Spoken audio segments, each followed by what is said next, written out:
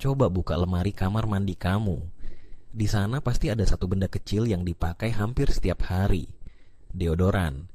Tapi pernah nggak kamu mikir, sejak kapan manusia sadar bau badan itu masalah? Dan kenapa bentuk deodoran bisa beda-beda? Tenang, kamu nggak sendiri. Yuk kita kulik bareng 10 fakta unik tentang deodoran yang ternyata punya sejarah dan rahasia yang nggak pernah kamu sangka. Fakta 1. Deodoran pertama di dunia bernama Mom. Pada tahun 1888, dunia kedatangan produk yang jadi solusi bau badan pertama kali, Mom. Bukan berbentuk roll-on atau spray seperti sekarang. Deodoran ini berupa krim yang dioleskan langsung ke ketiak. Produk ini dikembangkan oleh seorang warga Philadelphia dan jadi pelopor industri deodoran modern. Menariknya, nama Mom dipilih karena mengandung makna diam. Seolah bau badan harus diam atau disembunyikan. Inovasi ini membuka jalan bagi berbagai bentuk deodoran yang kita kenal hari ini. Fakta 2. Deodoran dan antiperspiran. Itu beda. Banyak orang mengira deodoran dan antiperspiran itu sama, padahal keduanya punya fungsi berbeda. Deodoran bertugas menghilangkan atau menetralkan bau badan yang disebabkan oleh bakteri. Sedangkan antiperspiran bertugas menutup kelenjar keringat agar tidak mengeluarkan cairan. Antiperspiran muncul belakangan setelah deodoran. Kandungan utamanya biasanya aluminium klorid atau turunannya, yang punya efek menyempitkan pori-pori. Jadi, kalau kamu cuma mau harum, cukup deodoran. Tapi kalau kamu mau bebas keringat, baru antiperspiran. Jawabannya. Fakta 3. Bahan aktif awal. Bisa bikin iritasi parah.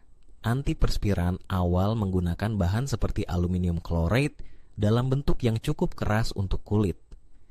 Banyak pengguna awal mengalami iritasi hebat, kemerahan, hingga rasa terbakar di area ketiak. Hal ini menyebabkan beberapa produk sempat ditarik dari pasaran pada tahun 1960-an. Karena itu, formula deodoran terus dikembangkan hingga saat ini agar lebih aman dan nyaman. Versi modernnya jauh lebih lembut, tapi tetap saja penting untuk memperhatikan kandungan deodoran yang kamu pakai, terutama kalau punya kulit sensitif. Fakta 4. Batu tawas, deodoran tertua di dunia jauh sebelum Mom. Manusia purba dan masyarakat Mesir kuno sudah menggunakan batu tawas sebagai penghilang bau badan.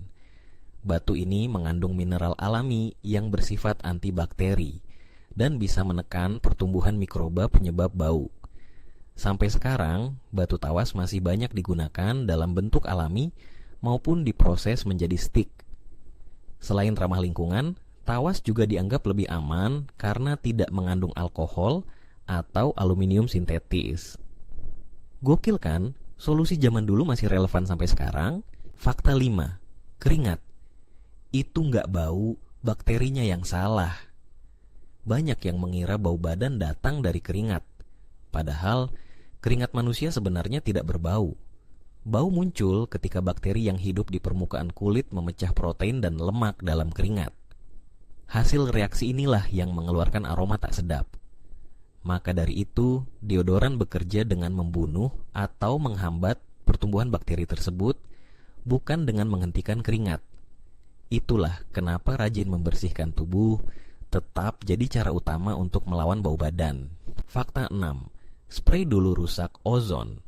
Deodoran spray mulai populer di tahun 1970-an karena dianggap lebih praktis dan higienis. Tapi ternyata, produk-produk awal menggunakan gas CFC, klorofluorokarbon, sebagai propelan. Gas ini terbukti merusak lapisan ozon di atmosfer dan memicu krisis lingkungan global. Akibatnya, penggunaan CFC dilarang di banyak negara, dan industri deodoran pun beralih ke aerosol berbasis hidrokarbon yang lebih ramah lingkungan.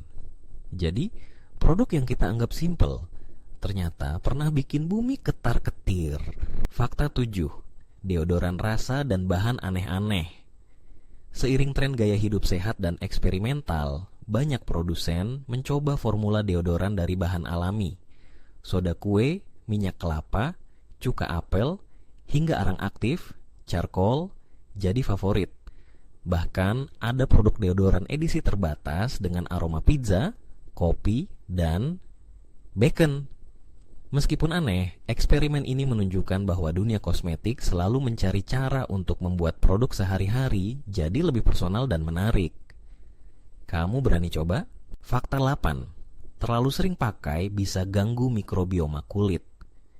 Penelitian terbaru menemukan bahwa penggunaan antiperspiran berlebihan bisa memengaruhi keseimbangan mikrobioma di kulit, terutama di area ketiak. Mikrobioma adalah kumpulan bakteri baik yang melindungi kulit dari infeksi. Ketika terlalu sering dihantam bahan kimia, bakteri baik bisa berkurang dan justru membuat kulit jadi lebih rentan. Karena itu, penting banget untuk sesekali istirahat dari deodoran dan menjaga kebersihan alami tubuh dengan mandi rutin dan pakaian bersih. Fakta 9. Isu deodoran es sebabkan kanker payudara. Itu hoax? Isu bahwa antiperspiran menyebabkan kanker payudara sempat viral dan bikin banyak orang panik. Tapi, penelitian ilmiah besar-besaran sudah membantah klaim ini. Tidak ada bukti kuat bahwa penggunaan deodoran, termasuk yang mengandung aluminium, berkaitan langsung dengan kanker. Namun, tetap penting untuk membaca label dan memilih produk yang sesuai dengan kondisi kulit. Jangan mudah percaya informasi yang belum terbukti secara ilmiah ya. Fakta 10. Waktu terbaik. Pakai antiperspiran adalah malam hari. Ini dia fakta yang sering bikin orang kaget.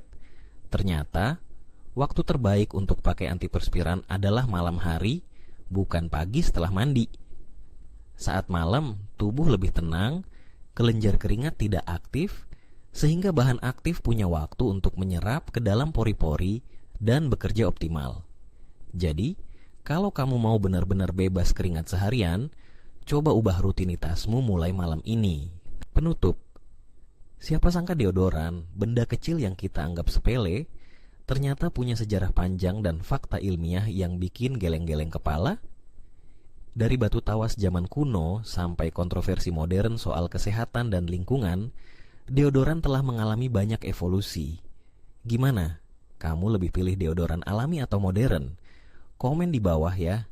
Dan jangan lupa like, share, dan subscribe supaya kamu nggak ketinggalan fakta-fakta unik lainnya.